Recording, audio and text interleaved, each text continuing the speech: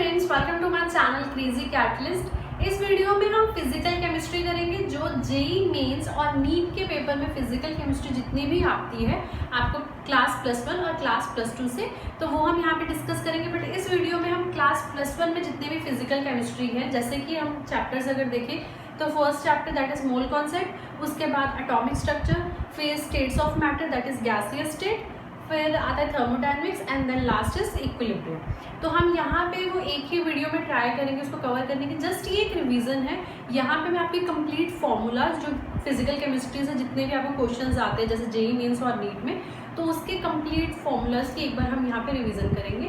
तो आपका जैसे पेपर आ रहा है जेईई मेंस और नीट का, तो आप यहाँ से एक बार इसकी क्विक रिवीजन कर सकते हो फिजिकल केमिस्ट्री की। ठीक है, तो करते हैं स्टार्ट। ये थोड़ा क्विक होगा, आपको जस्ट फॉर्मूलाज बताऊंगी कैसे कौन सी वैल्यू किस टाइम सॉल्व करनी है, इतना ही होगा, कोई न्यूमेरिकल वगैरह नहीं करवाऊंगी मैं इसमें।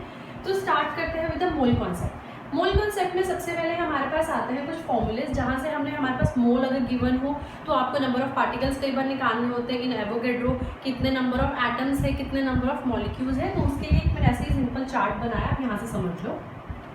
अगर हमारे को मोल्स दिए हैं और मोल से हमें नंबर ऑफ पार्टिकल्स बताने हैं, अगर आपके पास कोई भी एलिमेंट गिवन है और उसके आपको नंबर ऑफ पार्टिकल्स यानी कि number of atoms, number of molecules पूछे हैं, तो आप क्या फॉर्मूला यूज करोगे? मोल गिवन है, मोल से नंबर ऑफ पार्टिकल्स बनाने हैं, तो आप क्या करोगे? मल्टीप्लाई करोगे with the Avogadro number that is 6.022 × 10⁻23 और 6 × 10⁻23 एटम्स। ठीक है, अगर एटम्स पूछा है तो एटम्स आ जाएगा, 6 × 10⁻23 मॉलिक्यूल्स आ जाएगा, पार्टिकल्स पूछा है तो। अगर आपको नंबर ऑफ पार्टिकल्स दिया है और आपको वहां से नंबर ऑफ मोल्स की वैल्यू बतानी है, तो आप क्या करोगे? Just divide the number of particles with 6 × 10⁻23। Clear? अब अगर हमारे को मोल्स दिए हैं, मोल से हमें वॉल्यूम पूछी है, वॉल्यूम ऑफ गैस अगर एसटीवी में पूछी है, तो आप क्या करोगे? मल्टीप्लाई करोगे नंबर ऑफ मोल्स को, मल्टीप्लाई करोगे 22.4 से 22.4 लीटर, तो हमारे पास क्या आ जाएगा? Volume of gas at STP. अगर आपको डेसीमीटर क्यूब में पूछा गया हो, ठीक है, डेसीमीटर क्यूब में पूछा गया हो, तो आप इसको मल्टीप्लाई या डिवाइड करोगे बाय 24। ठीक है, ज्यादातर एसटीपी वाले क्वेश्चंस आते हैं, तो एसटीपी वाले में आपको 22.4 से करना है। अगर आपको वॉल्यूम दिया है और वॉल्यूम से आपको नंबर ऑफ मोल्स बताने हैं, तो हम फॉर्मूला यूज करेंगे, आप वॉल्यूम ऑफ गैस को डिवाइड कर दोगे 22.4 लीटर से। अब आपके आती है बात मास की। मोल्स से अगर मेरे को मास की वैल्यू बतानी है, तो हम क्या करेंगे? Multiplied by molecular mass. ये देखो फॉर्मूला होता था हमारे पास, number of moles is equals to given mass upon molecular mass. ठीक है, मॉलिक्यूलर मास हो या अगर कोई एटम दिया है तो एटम का मास, एटॉमिक मास। तो अगर आपके पास नंबर ऑफ मोल्स है और आपसे गिवन मास पूछे, तो आप क्या करोगे? नंबर ऑफ मोल्स को मॉलिक्यूलर मास या एटॉमिक मास से क्या कर दोगे? मल्टीप्लाई कर दोगे। अगर आपको मॉलिक्यूलर मास गिवन है और नंबर ऑफ मोल्स पता करने हैं, तो क्या करोगे? आप इनको क्या कर दोगे? डिवाइड कर दोगे। ठीक है, ये देखो, अगर मास गिवन है, मोल्स गिवन है, मोल से मास बताना है, तो मल्टीप्लाई करोगे बाय मॉलिक्यूलर मास या एटॉमिक मास। अगर मास से मोल्स बताने हैं, तो डिवाइड करोगे मॉलिक्यूलर मास या एटॉमिक मास। क्लियर है यहाँ तक? ये वाला फॉर्मूला बहुत इंपॉर्टेंट है, बार बार कोई भी न्यूमेरिकल आता है तो उसमें सबसे पहले नंबर ऑफ मोल्स ही निकालने पड़ते हैं आपको। तो number of moles is equals to given mass upon molecular mass. ठीक है, उसके बाद हम स्टार्ट करते हैं कंसंट्रेशन टर्म। ये चाहे ड्रॉ कर लो आप इसको।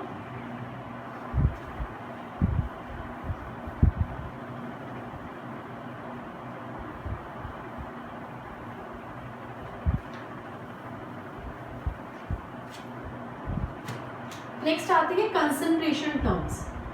कंसंट्रेशन टर्म्स कौन सी है? जैसे मोलारिटी, मोलालिटी। ठीक है, तो हम सबसे पहले स्टार्ट करते हैं मास परसेंटेज से। ठीक है, मास परसेंटेज का फॉर्मूला क्या होता है? जैसे आपको मान लो आपके पास दो कंपोनेंट है, एक ए और एक बी, किसी भी सॉल्यूशन में एक मिक्सचर है, उसमें दो कंपोनेंट्स है ए एंड बी, और आपको पूछ लिया mass of component A in a solution. तो आप इसका मास परसेंट ऑफ कंपोनेंट ए, तो कैसे निकालोगे आप? यहाँ पे mass of component A upon total mass of solution multiplied by 100। ठीक है, तो ये हमारे पास जो यहाँ से वैल्यू आएगी वो किसकी आएगी? मास परसेंट ऑफ ए। अगर यहाँ पे बी की पूछा होता तो आप कंपोनेंट ऑफ बी लिखते upon total mass of solution, solution means जिसमें ए और बी दोनों के मास को ऐड करके इनटू 100, ठीक है। अब उसके बाद नेक्स्ट आता है हमारे पास पार्ट्स पर मिलियन। पार्ट्स पर मिलियन क्या है? एक बहुत छोटे क्वांटिटी की वैल्यू, अगर आपको सॉल्यूट है वो बहुत माइन्यूट ग्राम्स में दिए हैं तो वहाँ पे हम कौन सा फॉर्मूला यूज करते हैं? पार्ट्स पर मिलियन। तो इसके लिए जो फॉर्मूला है वो है mass of solute upon volume of solution into 10 raise to the power 6। तो ये फॉर्मूला है पार्ट्स पर मिलियन का, ठीक है। उसके बाद आता है मोल फ्रैक्शन। मोल फ्रैक्शन किससे डिनोट करते हैं? x से। अगर आपके पास कंपोनेंट दो है, एक कोई सॉल्यूशन है उसमें दो कंपोनेंट्स है a एंड b, और अगर आपको पूछ लिया तो मोल फ्रैक्शन निकालो ऑफ कंपोनेंट a का, तो mole fraction of component a का फॉर्मूला क्या होता है? Number of moles of component a upon total mass लिख लो या सम लिख लो, number of moles of A plus number of moles of B, ठीक है। तो अगर आपके पास मोल फ्रैक्शन पूछा है A के, तो हम क्या करेंगे? Number of moles of A ऊपर लिखेंगे और नीचे जितने भी आपको कंपोनेंट गिवन है सॉल्यूशन, जैसे A है, B है, C है, 3 कंपोनेंट्स हो सकते हैं सॉल्यूशन में, तो क्या आ जाएगा? Na plus NB plus NC। तो मैंने यहाँ पे जैसे 2 कंपोनेंट लिए हैं तो मेरे पास क्या आ गया? Na, जिसकी निकालनी है मोल फ्रैक्शन उसको ऊपर लिखना है अपॉन Na प्लस NB, ठीक है। इसको रिप्रेजेंट किया XA से। ऐसे XB के लिए भी निकाल सकते हो। XB की क्या हो जाएगी value? NB upon NB plus NB, ठीक है। उसके बाद याद रखना जो मोल फ्रैक्शन होता है, अगर आपके पास एक कोई सॉल्यूशन है, 2 कंपोनेंट्स है, एक का मोल फ्रैक्शन है XA और दूसरे का मोल फ्रैक्शन है XB, तो हमारे को अगर टोटल मोल फ्रैक्शन पूछे तो मोल फ्रैक्शन का सम जो होता है of solution is always equal to 1, ठीक है। तो अगर आपके पास किसी एक मोल फ्रैक्शन की वैल्यू आ गई तो आप दूसरे की निकाल सकते हो। कैसे? अगर हमारे को XA की वैल्यू पता है तो हम क्या कर देंगे? उसको 1 में से जब माइनस कर देंगे तो हमारे पास XB की मोल फ्रैक्शन की वैल्यू आ जाएगी। नेक्स्ट है हमारे पास मोलारिटी। मैं यहाँ पे आपको फटाफट फॉर्मूलेस रिवाइज करवा रही हूँ, जिनको याद है वो यहाँ पे एक बार खुद से जो मैं कुछ बोलती जा रही हूँ साथ में आप भी बोलो कि आपको फॉर्मूलेस याद है कि नहीं, पता चल जाए, ठीक है। नेक्स्ट है मोलारिटी, बहुत इंपॉर्टेंट है, कैपिटल M से रिप्रेजेंट करते हैं मोलारिटी को। इसका फॉर्मूला है number of moles of solute upon volume of solution in litres, ठीक है। हमारे पास मोलारिटी का फॉर्मूला क्या है? Number of moles of solute upon volume of solution. यहाँ पे बहुत पजल होते हैं मोलारिटी और मोलालिटी में, तो इसको ध्यान रखना। मोलारिटी में हम मोल्स पर वॉल्यूम लेते हैं, वॉल्यूम किसका? सॉल्यूशन का, और वो लीटर्स में होना चाहिए। अगर ये सॉल्यूशन की वैल्यू आपको न्यूमेरिकल में ml में दी है, ठीक है, तो आप यहाँ पे क्या कर दोगे? मल्टीप्लाइड बाय 100 कर दोगे, सॉरी 1000 कर दोगे, ठीक है। अगर लीटर्स में है तो नहीं ये चीज़ करनी। अगर आपको वैल्यू जो है वो यहाँ पे मिलीलीटर में दी है तो आप उसको 1000 से मल्टीप्लाई कर दोगे, ठीक है। इसकी यूनिट्स क्या हो जाएंगी बताओ? सोचो क्या होंगी यूनिट्स? मोल्स अपॉन वॉल्यूम की बात की है तो हमारे पास क्या आ जाएगा? मोल पर लीटर, इसकी यूनिट्स मोलारिटी, ठीक है। नेक्स्ट है मोलालिटी, इसको रिप्रेजेंट करते हैं स्मॉल m से, ठीक है। अच्छा, number of moles of solute तो आपको आते हैं ना निकालने। Number of moles of solute कैसे निकालते हैं? गिवन मास सॉल्यूट के, है ना, given mass upon molecular mass, ये भी लिखवाया था उससे पहले। तो यहाँ से नंबर ऑफ मोल्स निकाल लेना। अगर आपको सॉल्यूशन कोई भी उसमें न्यूमेरिकल में गिवन है, वो नंबर ऑफ मोल्स को कितने वॉल्यूम में, कितने उस वॉल्यूम में डिसॉल्व किया है हमने सॉल्यूशन के, तो वो लिख के यहाँ से सॉल्व कर लेंगे। मोलालिटी रिप्रेजेंट करते हैं स्मॉल m से। इसका फॉर्मूला देखो क्या है, ज़्यादा फर्क नहीं है इन दोनों फॉर्मूले में, तो देख लेना। Number of moles of solute upon mass of solvent in kg, ठीक है। यहाँ पे देखो हम वॉल्यूम ऑफ सॉल्यूशन की बात करते हैं, बट मोलैलिटी में हम मास लेते हैं, वो भी किसका, सॉल्वेंट का। किस में होना चाहिए, केजी में। अगर ये ग्राम्स में हुआ तो आप क्या कर दोगे, मल्टीप्लाइड बाय 1000। ठीक है, डिफरेंस पता चल गया। इसको आपने मोल्स को वॉल्यूम से डिवाइड करना है, वॉल्यूम ऑफ सॉल्यूशन। सॉल्यूशन याद रखना, कई बार यहाँ पे अलग अलग दिया होता है, सॉल्यूट का वॉल्यूम और सॉल्वेंट का अलग होता है, तो आप उन दोनों वॉल्यूम को ऐड करके वॉल्यूम ऑफ सॉल्यूशन निकालोगे। ठीक है, उसके बाद हमारे पास इसमें क्या है, मास और सॉल्वेंट। उसके बाद नेक्स्ट आता है नॉर्मैलिटी।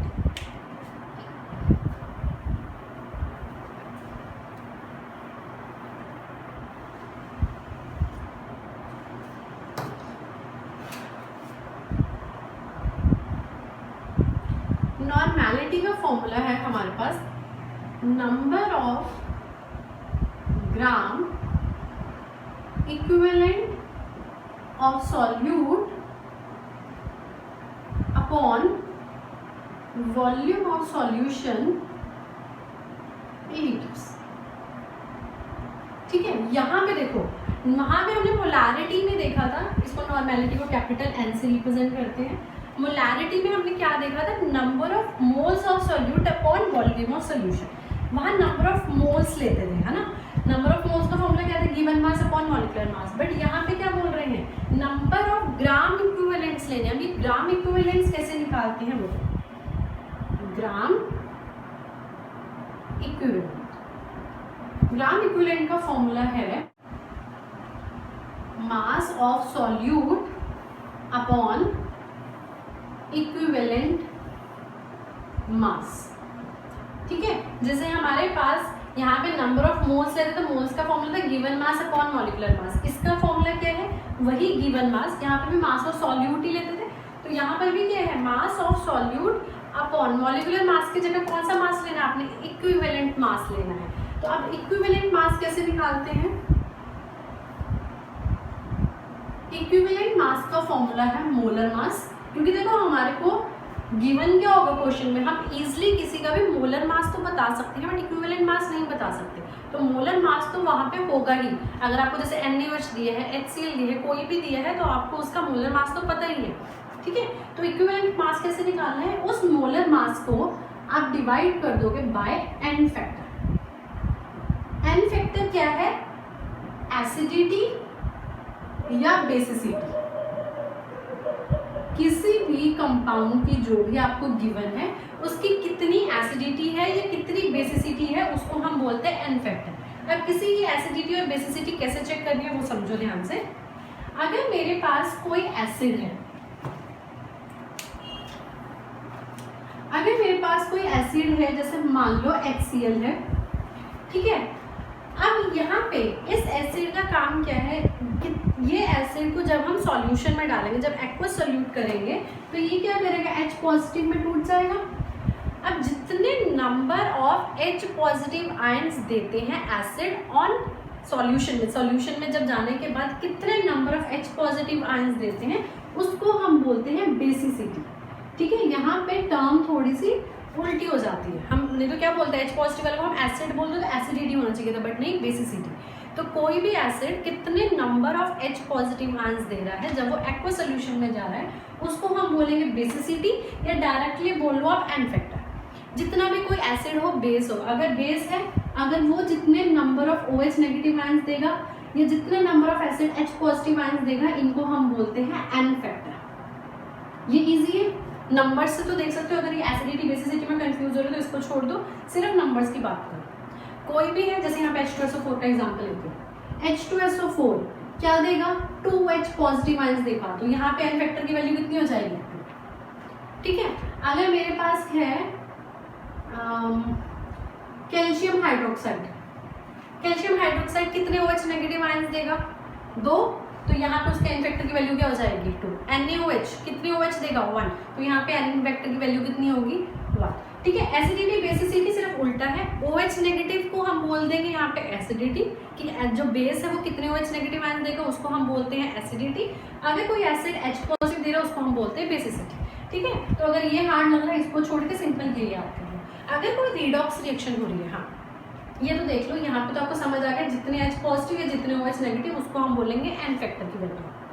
अगर हमारे पास कोई रिएक्शन हो रही है, रिडॉक्स रिएक्शन, जिसमें हमें नहीं पता चल रहा है कि H पॉजिटिव कितने जा रहे हैं या OH नेगेटिव कितने जा रहे हैं, तो आपको वहाँ पर रिडॉक्स रिएक्शन में N की वैल्यू निकालनी आती है, यानी कि नंबर ऑफ इलेक्ट्रॉन्स। आप रिडॉक्स रिएक्शन में इजीली कैलकुलेट कर सकते हो ना कि कितने इलेक्ट्रॉन लॉस हो रहे हैं या कितने इलेक्ट्रॉन गेन हो रहे हैं, तो वो जो N की वैल्यू है आप वो भी यहाँ पुट कर सकते हो।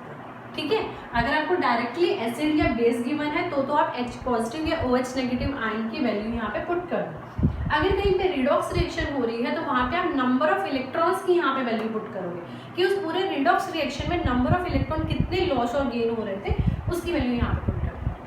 ठीक है, यहाँ तक आगे समझ। अब उसके बाद एक है कि नॉर्मेलिटी और मोलारिटी में क्या रिलेशन है, तो हमारे पास है formula, normality is equals to molarity into acidity या बेसिसिटी।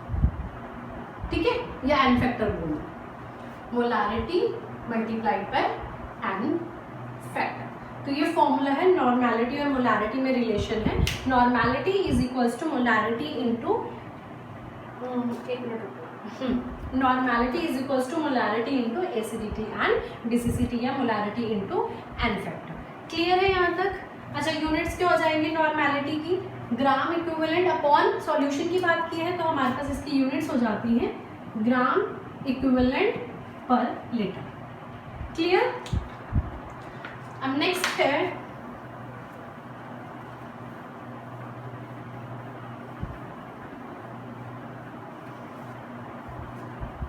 नेक्स्ट आपका जो चैप्टर है वो है एटॉमिक स्ट्रक्चर।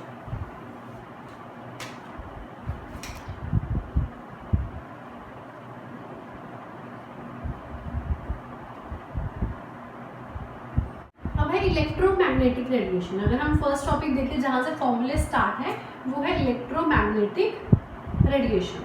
इलेक्ट्रोमैग्नेटिक रेडिएशन से हमारे पास एक इम्पॉर्टेंट फॉर्मूला आया था जिसमें उन्होंने बोला था कि जो भी वेलोसिटी है, वेलोसिटी ठीक है लाइट की, वो किसके इक्वल होती है? हमारे पास फ्रीक्वेंसी इनटू वेवलेंथ। ठीक है, तो हमारे पास ऐसा फॉर्मूला क्या बन गया? Velocity represented by c, frequency mu into lambda. तो यहाँ से हमारे पास एक रिलेशन बना था इंपॉर्टेंट कि जो स्पीड ऑफ लाइट है वो इक्वल होती है किसके? Frequency, product of frequency and wavelength. ठीक है, उसके बाद हमारे पास नेक्स्ट आया था यहाँ पे Planck's quantum theory. Planck's quantum theory मैं आपको यहाँ पे डिटेल में नहीं समझा रही हूँ कुछ भी, डिटेल के लिए आपके पास बहुत वीडियोस हैं और भी पूरे कंप्लीट चैप्टर पढ़ने के लिए, ये जस्ट एक क्विक रिवीजन करवा रही हूँ आपके एग्जाम के लिए। तो उसके बाद था Planck's quantum theory. Planck's quantum theory में हमने क्या पढ़ा था कि अगर कोई भी एनर्जी है, एनर्जी हर एक क्वांटम की, अब ये क्वांटम क्या है? हमने पढ़ा है कि जो एनर्जी है वो एक डिसकंटिन्यूअस फॉर्म में होती है, यानी कि डिस्क्रीट फॉर्म में, कुछ पैकेट्स के फॉर्म में होती है एनर्जी, तो उस पैकेट्स को ही हम क्या बोलते हैं? क्वांटम। तो हमने यहाँ पे पढ़ा है कि जो एनर्जी है, ठीक है, हर एक क्वांटम की, that is directly proportional to the frequency. जो भी रेडिएशन की फ्रीक्वेंसी है हमारी एनर्जी उसके डायरेक्टली प्रोपोर्शनल है। तो जब हमने यहाँ से निकाली वैल्यू तो हमारे पास आया is equals to H nu, और इस एच को हम क्या बोलते हैं? Planck's constant. ठीक है, इस प्रोपोर्शनल साइन को हटाने के बाद हमारे पास कुछ कांस्टेंट आया, उस कांस्टेंट को हम क्या बोलते हैं? प्लैंक्स कांस्टेंट, जिस 6.626 इंटू 10⁻27 जूल सेकेंड। ठीक है, तो ये हमारे पास एक फॉर्मूला आ गया E is equals to H nu. उसके बाद हमारे पास फॉर्मूला आया था photoelectric effect. Photoelectric effect, photoelectric effect में क्या हुआ था कि जब हमने कुछ रेडिएशन पास की फोटोन की फॉर्म में, जब हमने इलेक्ट्रॉन किसी भी मटेरियल पे डाला था तो वहाँ पे क्या हुई थी? कुछ ना कुछ वो अपने ग्राउंड स्टेट से एक्साइटेड स्टेट पे गया था। तो यहाँ से हमारे पास फॉर्मूला आया था H nu is equals to H nu minus of H nu naught is equals to half of M E V square. ठीक है, इसको हम क्या बोलते हैं? एच न्यू भी हमने पढ़ा एनर्जी, तो ये थी energy of incident radiation. Incident radiation जो अभी अपने ग्राउंड स्टेट पर ही था। ठीक है, उसके बाद जो ये आई थी थी energy of excited state. Excited state और जो ये होता है V नॉट, इसको हम बोलते हैं थ्रेशोल्ड एनर्जी। ठीक है, थ्रेशोल्ड एनर्जी क्या थी? Minimum energy required to excite the electron. तो इतनी मिनिमम एनर्जी चाहिए हमारे को इलेक्ट्रॉन एक्साइट करवाने के लिए। तो हमारे पास काइनेटिक एनर्जी, तो ये हमारे पास फोटो इलेक्ट्रिक इफेक्ट से रिलेशन आया था h nu minus H nu naught is equals to half of mv²। Clear? ये 3 फॉर्मूले यहाँ से। उसके बाद नेक्स्ट हमारे पास आया है बोहर्स मॉडल। बोहर्स मॉडल में सबसे फर्स्ट हमारे पास आया कि जो भी एंगुलर मोमेंटम है, angular momentum is an integral multiple of h upon 2π। ठीक है, तो हम क्या पढ़ा था बोहर्स मॉडल में कि जो कोई भी ऑर्बिटल है, जब वो जिसमें इलेक्ट्रॉन्स रिवॉल्व कर रहे हैं, तो उसका जो एंगुलर मोमेंटम है वो हमेशा इंटीग्रल मल्टीपल होगा h अपॉन 2π के। एंगुलर मोमेंटम का फॉर्मूला क्या होता है? mvr is equals to h upon 2π। Integral multiple यानी कि n भी है, और n की यहाँ पे वैल्यू क्या होगी? 1 2 3 अप टू सो ऑन। तो यहाँ से हमारे पास फॉर्मूला आया था फर्स्ट बोहर मॉडल से, यही था इंपॉर्टेंट। उसके बाद नेक्स्ट था हमारे पास एनर्जी।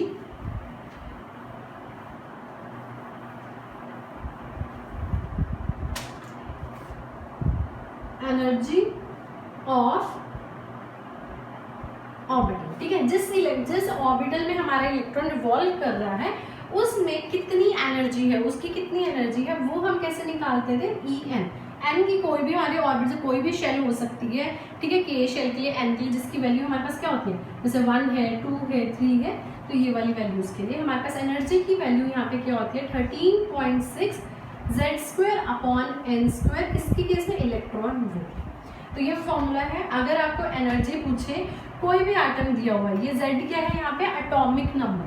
ठीक है, कोई भी एटम दिया है उसके लिए अगर एनर्जी पूछे और साथ में शेल दी है कि वो फर्स्ट शेल में है कि सेकंड में है, थर्ड में है, कौन से में है, उसकी यहाँ पे वैल्यू पुट करके आप किसी की भी एनर्जी निकाल सकते हो। ठीक है, उसके बाद नेक्स्ट था radius. Radius of an electron. Radius की वैल्यू कैसे निकाल सकते हैं हम? 0.529 n² अपॉन z, और ये हमारे पास आती है एंगस्ट्रॉम में। ठीक है, तो मेन आपको यहाँ पे याद रखना है कि जो एनर्जी है वो डायरेक्टली प्रोपोर्शनल है हमारे z² अपॉन n² के, और यहाँ पे जो रेडियस है वो डायरेक्टली प्रोपोर्शनल है हमारे n² अपॉन z के। ठीक है, उसके बाद इसमें आता है फॉर्मूला नेक्स्ट वेलोसिटी का, कि जो इलेक्ट्रॉन की वेलोसिटी है वो कितनी है। तो वेलोसिटी का जो फॉर्मूला है वो है हमारे पास 2.15 इंटू z अपॉन n, और ये हमारे पास आती है मीटर पर सेकंड। कुछ मिसिंग है, अच्छा 10⁻⁶। ठीक है, तो यहाँ पे आप देखो जो वेलोसिटी है वो हमारा डायरेक्टली प्रोपोर्शनल है एटॉमिक नंबर अपॉन जितनी कोई भी नंबर शेल का नंबर है उसका। तो ये आपको मेन याद रखना है, साथ में वैल्यूज याद रखिए तभी फॉर्मूला याद रहेगा। ये है एनर्जी, ये है रेडियस और ये है वेलोसिटी का, जब आपका इलेक्ट्रॉन किसी भी शेल में रिवॉल्व कर रहा होगा तब। ठीक है, उसके बाद नेक्स्ट है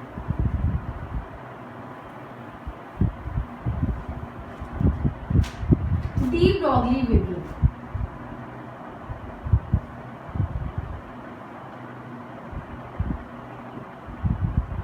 डी ब्रॉगली वेवलेंथ का हमारे पास डी ब्रॉगली ने क्या बताया था? हमें ड्यूल नेचर के बारे में बताया था कि जो कोई भी मैटर है उसका ड्यूल नेचर होता है।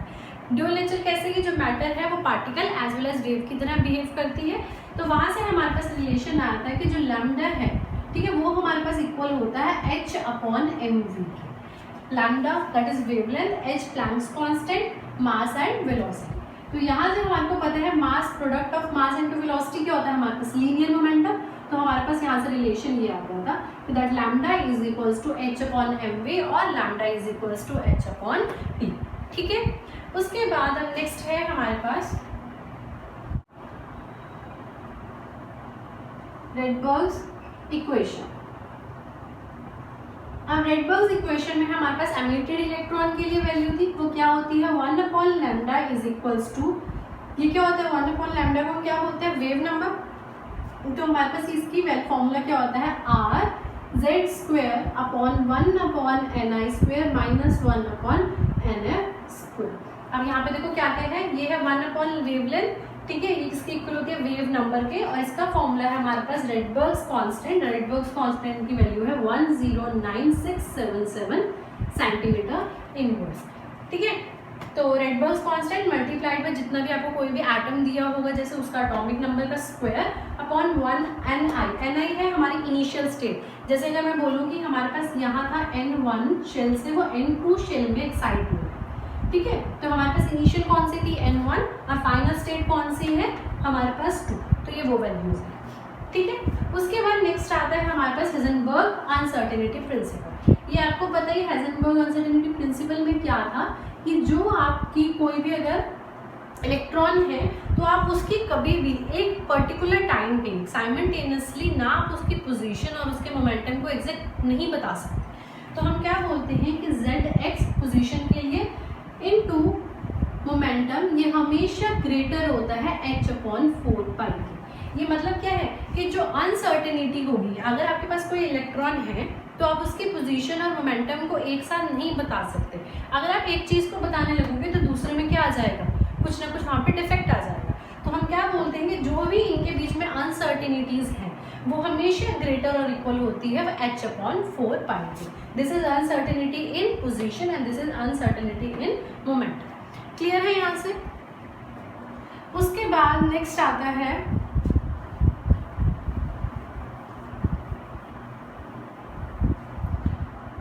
क्वांटम नंबर्स, ठीक है। सबसे पहला क्वांटम नंबर हमारे पास आता है प्रिंसिपल क्वांटम नंबर।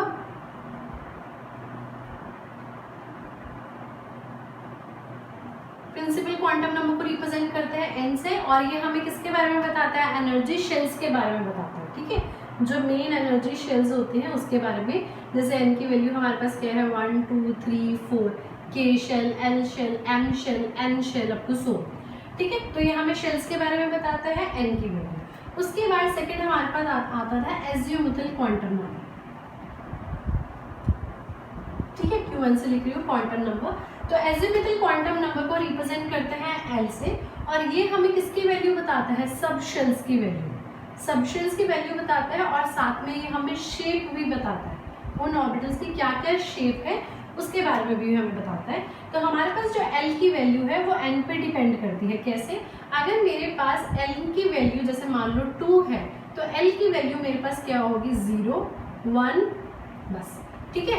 तो हमारे पास क्या बन गया, मतलब L की वैल्यू क्या होती है 0 1 2 up to so on n-1। जितनी भी आपके पास n की वैल्यू है वो उसमें से 1 माइनस करके आप उसको 0 तक लेके आओगे, ठीक है। तो ये होगी हमारे पास L की वैल्यू जो हम सबशेल्स के बारे में बताता है। थर्ड हमारे पास आता है magnetic quantum number. Magnetic quantum number represented by m, और ये हमें क्या बताता है कि आपके कितने, एक जो आपका ऑर्बिटल है, जो आपका सबशेल है उसमें कितने ऑर्बिटल्स हैं, ठीक है। जैसे हमारे पास अगर मेरे पास इस m की वैल्यू L पे डिपेंड करती है, कैसे, m की वैल्यू हमारे पास होगी -L से लेके 0 से लेके प्लस L तक, ठीक है, माइनस से लेके प्लस L तक। जैसे अगर मेरे पास L की वैल्यू 2 है, L की वैल्यू 2 है तो m की वैल्यू क्या होगी -2 -1 0 1 2। तो हमारे को उस सबशेल में कितने ऑर्बिटल्स हैं ये भी बताते हैं। तो इसका फॉर्मूला भी है कि number of orbitals by using subshells, तो हमारे पास फॉर्मूला होता है 2n+1, ठीक है, सबशेल्स निकालने का।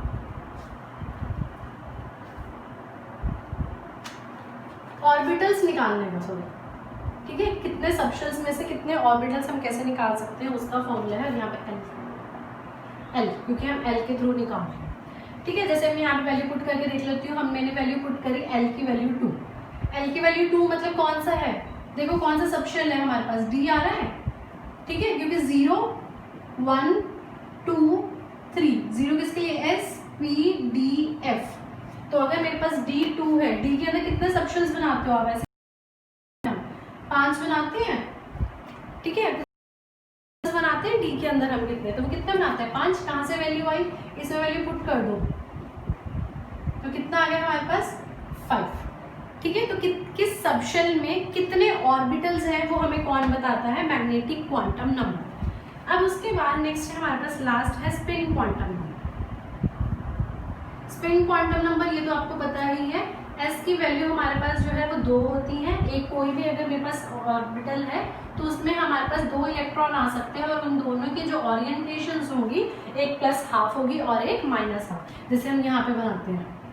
ठीक है, 2 इलेक्ट्रॉन्स एक उसमें आते हैं ऑर्बिटल में, तो एक की जो ओरिएंटेशन है वो +½ में होगी और दूसरे की ओरिएंटेशन -½ में होगी। क्लियर यहाँ तक। उसके बाद अब आपका नेक्स्ट आता है गैसियस स्टेट।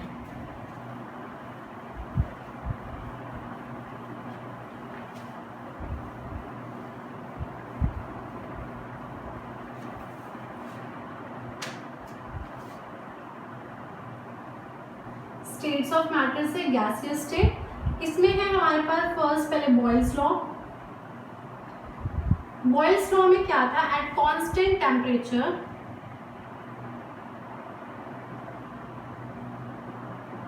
जो P है that is inversely proportional to volume. तो हमारे पास यहाँ से क्या बन जाता था, P is inversely proportional to volume. अगर आपके पास 2 चीजें दी हैं कि अगर उसमें प्रेशर मैंने इतना लगाया उसका वॉल्यूम इतना चेंज हुआ, तो मतलब 2 वैल्यूज प्रेशर की हैं, 2 वॉल्यूम की हैं, तो आपका यहाँ पे फॉर्मूला बन जाता है P1 V1 is equals to P2 V2।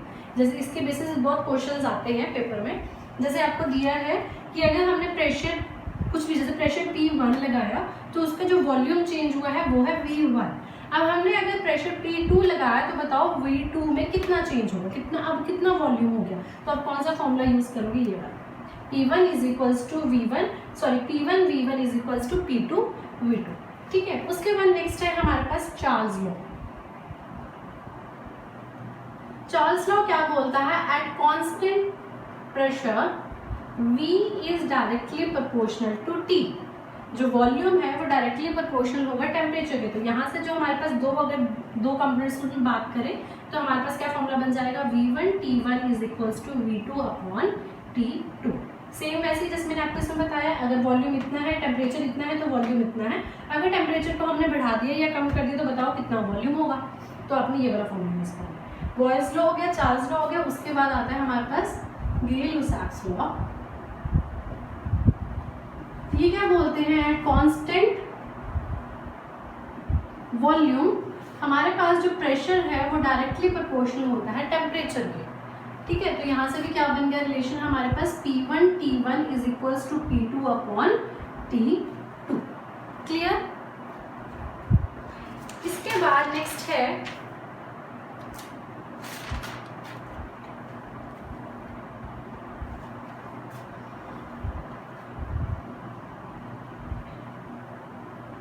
Avogadro's law. Avogadro law में क्या बोलते हैं कि eight constant temperature and pressure जो वॉल्यूम है किसी भी गैस की वो डायरेक्टली प्रोपोर्शनल होगी नंबर ऑफ मॉलिक्यूल्स, कि कितने नंबर ऑफ मॉलिक्यूल्स उस गैस के प्रेजेंट है, वो किस पे डिपेंड करेगा, वॉल्यूम पे। तो यहाँ से हमारे पास क्या बन गया, V is directly proportional to F। तो अगर मैं इन सारी लॉज से अगर मैं आइडियल गैस की बात करूँ तो आइडियल गैस क्या होती थी कि जो इन सारे लॉज को फॉलो करती है। तो यहाँ से आइडियल गैस की रिलेशन क्या आ जाती है हमारे पास, PV is equals to nRT। ये तो याद है, PV is equals to nRT। P क्या था, pressure, V volume and number of molecules, R is gas constant and T is absolute temperature. Gas constant 8.314 वाली वैल्यू, तो ये आ जाए। ठीक है, यहाँ तक ये हुआ। उसके बाद अब नेक्स्ट है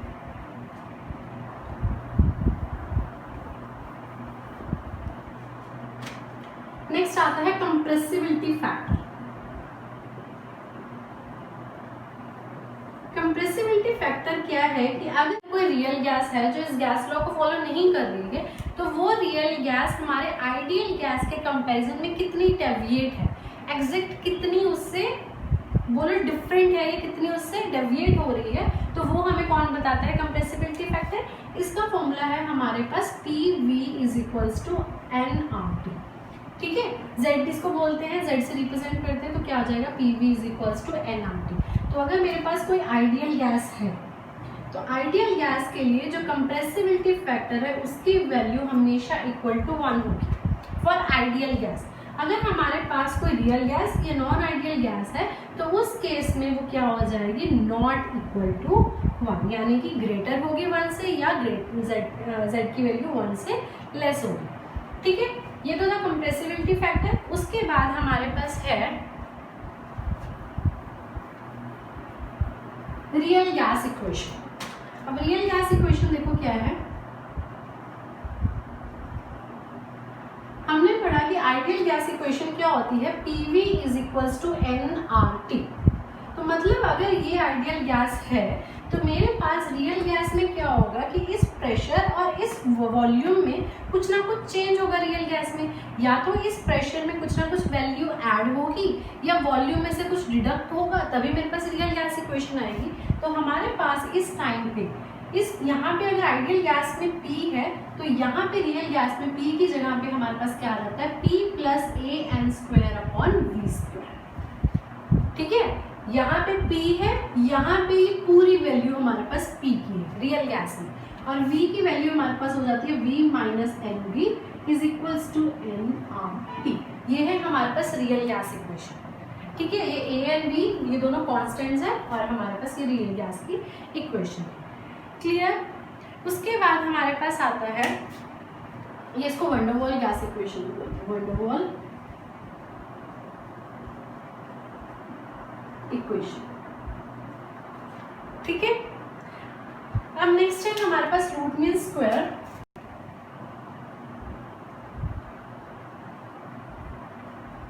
काइनेटिक थ्योरी पढ़ी थी, काइनेटिक थ्योरी के बाद हमारे पास ये टॉपिक आता है root mean square velocity, most probable velocity या एवरेज वेलोसिटी निकालने के लिए।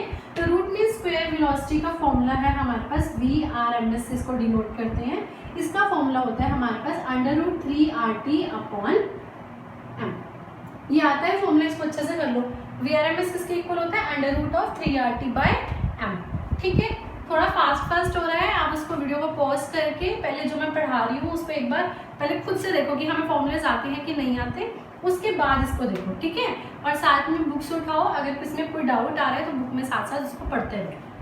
उसके बाद है हमारे पास एवरेज स्पीड। एवरेज स्पीड को किसे डिनोट करते हैं, VAV। इसका फॉर्मूला हमारे पास क्या होता है, 8RT/πm। ठीक है, उसके बाद लास्ट आता है हमारे पास इसमें मोस्ट प्रोबेबल स्पीड या मोस्ट प्रोबेबल वेलोसिटी, जिसको हम लिखते हैं Vm से, और इसके लिए हमारे पास फॉर्मूला होता है 2RT/m। ठीक है, यहाँ तक हो गया। अब उसके बाद देखो, अगर मैं इन तीनों में पूछूं कि इन तीनों में से कौन सी वेलोसिटी सबसे ज़्यादा होती है, तो याद रखना सबसे ज़्यादा जो है रूट मीन स्क्वायर की वैल्यू होती है, फिर हमारे पास एवरेज स्पीड की वैल्यू होती है, फिर लास्ट में हमारे पास मोस्ट प्रोबेबल की वेलोसिटी होती है। ठीक है, सबसे ज़्यादा रूट मीन की, फिर एवरेज की, फिर मोस्ट प्रोबेबल स्पीड की। क्लियर। अब इसके बाद आपका स्टार्ट होता है थर्मोडायनामिक्स।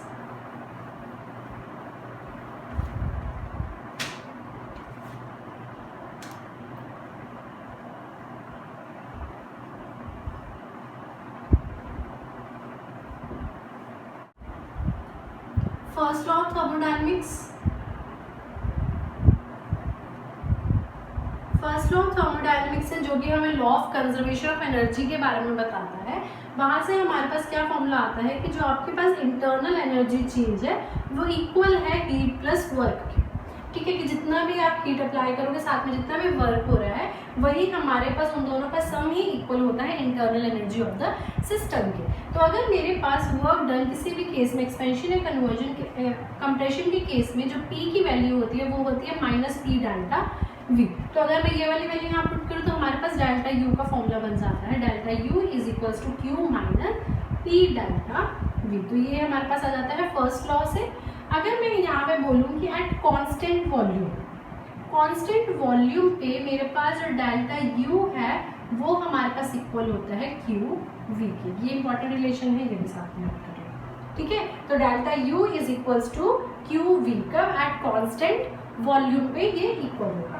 अब उसके बाद आता है, अच्छा ये चीज़ देख लो कि जो ये इंटरनल एनर्जी है this is a state function, ये स्टेट फंक्शन होती है, बट वर्क और ये दोनों स्टेट फंक्शंस नहीं है, ठीक है। अब उसके बाद आता है, अगर मैं वर्क की बात करूं तो work done in isothermal reversible में, ठीक है। रिवर्सिबल में चाहे एक्सपेंशन हो चाहे कंप्रेशन हो, तो वर्क डन जो हमारे पास रिलेशन आता है वो होता है is equals to W is equals to -2.303 nRT log of V2 by V1। तो अगर आपके पास यहाँ पे क्या होता है, कई बार आपसे वर्क पूछ लेते हैं कि अगर आपने कोई भी वॉल्यूम में कितना टेम्परेचर लगाया है, वॉल्यूम में उसकी चेंज हुआ है, पहले इतनी वॉल्यूम थी अब उसकी वैल्यू कुछ और हो गई है, इंक्रीज या डिक्रीज हुई है, तो आप वर्क डन बताओ कितना लगा होगा, एक्सपेंशन या कंप्रेशन में, तो आपने यहाँ से निकाल सकते हैं उसका रिलेशन। उसके बाद अगर बात आती है फ्री एक्सपेंशन की, अगर कहीं पर भी वर्ड यूज हो न्यूमेरिकल्स में फ्री एक्सपेंशन, तो फ्री एक्सपेंशन का मतलब क्या है, विदाउट प्रेशर। तो अगर प्रेशर ही हमारा जीरो होता है तो वर्क डन भी क्या हो जाता है, जीरो। तो याद रखना वर्क फ्री एक्सपेंशन में जो वर्क है वो किसके इक्वल होता है, जीरो के। क्लियर। उसके बाद नेक्स्ट एंथैल्पी, एंथैल्पी रिप्रेजेंट करते हैं H से और इसका रिलेशन होता है delta H is equals to delta U plus P delta V, ठीक है। तो अगर मैं बोल दूं कि एट कांस्टेंट प्रेशर, तो हमारे पास क्या रिलेशन बन जाएगा, डेल्टा H जो है वो डेल्टा QV के इक्वल हो जाता है, QP के, ठीक है। तो याद रखना कांस्टेंट प्रेशर पे जो डेल्टा H है वो हीट के इक्वल हो जाता है, ठीक है। तो यहाँ तक हो गया एंथैल्पी। उसके बाद इंपॉर्टेंट आता है एक relation between delta H and delta U, इन दोनों के बीच में रिलेशन क्या है वो देख लो। जो डेल्टा H है that is equal to delta U plus delta NGRT, delta H is equal to delta U plus delta NGRT। ये हमारे पास डेल्टा N का मतलब है प्रोडक्ट के minus number of moles of reactant के, सिर्फ गैसेस के, ठीक है। प्रोडक्ट माइनस रिएक्टेंट, जितने भी नंबर ऑफ मोल्स होंगे आपके पास गैसेस के वो आपने प्रोडक्ट में से रिएक्टेंट में से माइनस करके हमारे पास ये आ जाएगा। तो अगर मैं यहाँ से कांस्टेंट प्रेशर की बात करूँ, कांस्टेंट वॉल्यूम की बात करूँ, तो हमारे पास क्या रिलेशन बन गया, QP is equals to QV plus delta NGRT। Heat capacity, heat capacity क्या होती है कि amount of heat required to raise the temperature by 1 degree.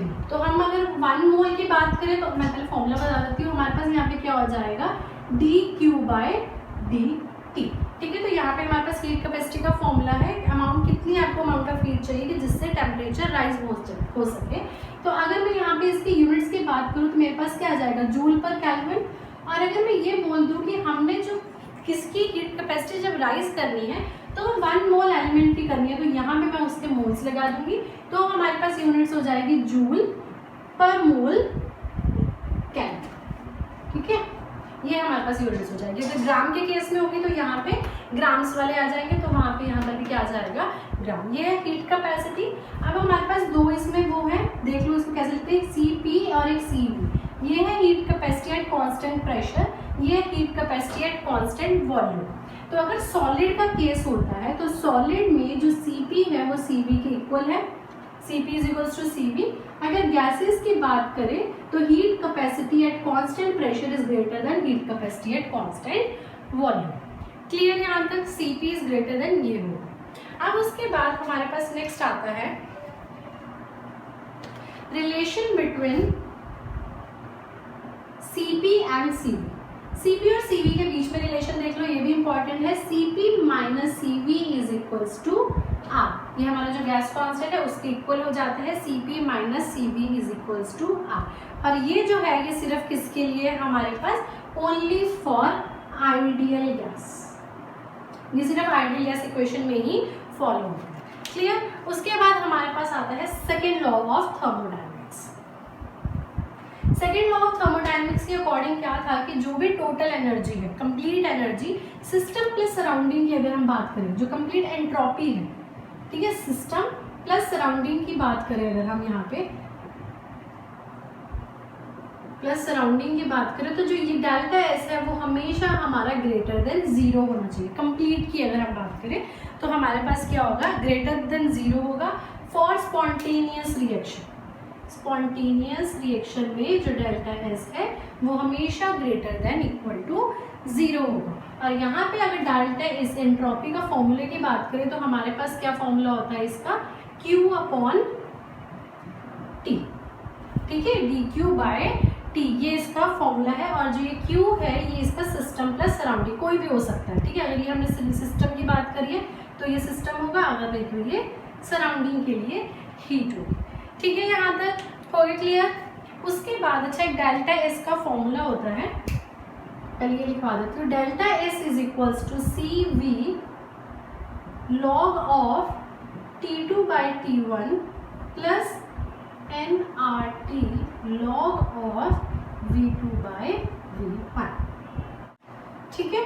T नहीं आएगा यहाँ पे, NR natural log of V2 by V1, ये हो गया डेल्टा एस का। अब इसके बाद नेक्स्ट हमारे पास आता है गिब्स एनर्जी, ठीक है।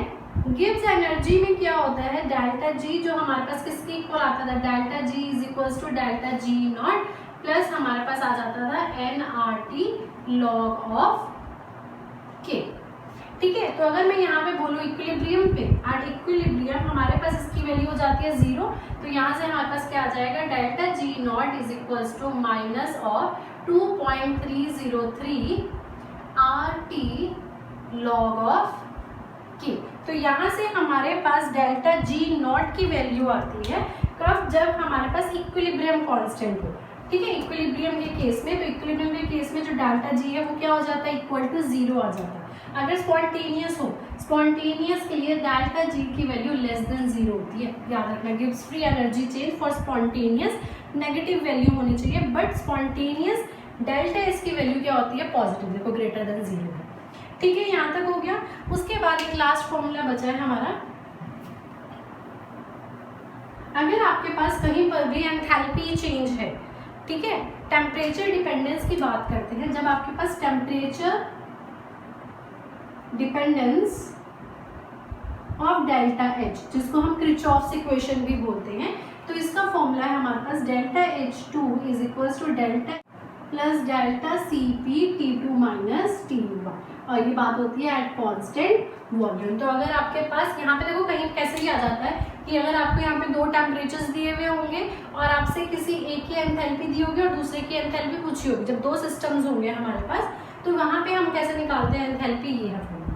क्लियर हो गया यहाँ तक, मोस्टली आपको चीज़ें क्लियर हो गई होंगी। ये बस याद रखना, इक्विलिब्रियम कांस्टेंट पे डेल्टा जी की वैल्यू होती है 0, बट अगर हम स्पॉन्टेनियस की बात करें तो डेल्टा जी की वैल्यू हमारे पास होती है नेगेटिव। नॉन स्पॉन्टेनियस के लिए डेल्टा जी की वैल्यू हो जाएगी पॉजिटिव। तो यहाँ तक हो गया आपका, इतना यहाँ तक करो, इसको अच्छे से पढ़ो, ये कंप्लीट आपकी रिवीजन हो गई है।